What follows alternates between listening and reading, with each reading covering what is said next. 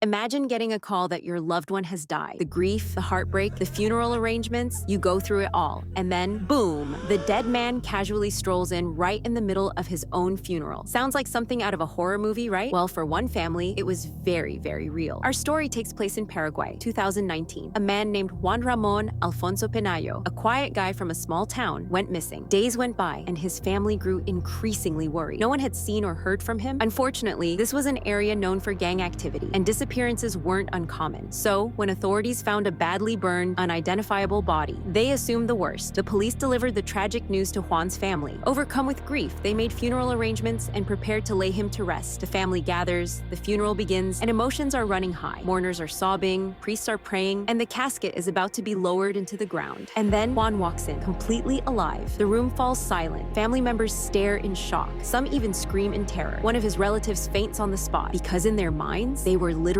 burying him. Turns out, Juan had just left town for a few days without telling anyone. He had no idea what was happening until he returned home and found his own funeral in full swing. His family, half overjoyed and half furious, had to explain that they had mistaken someone else's body for his. Meanwhile, Juan had just experienced something most people never will: walking into a room where everyone thought you were dead. Moral of the story? Maybe give your family a heads up before you go off the grid, unless you want to see what people really say about you at your funeral.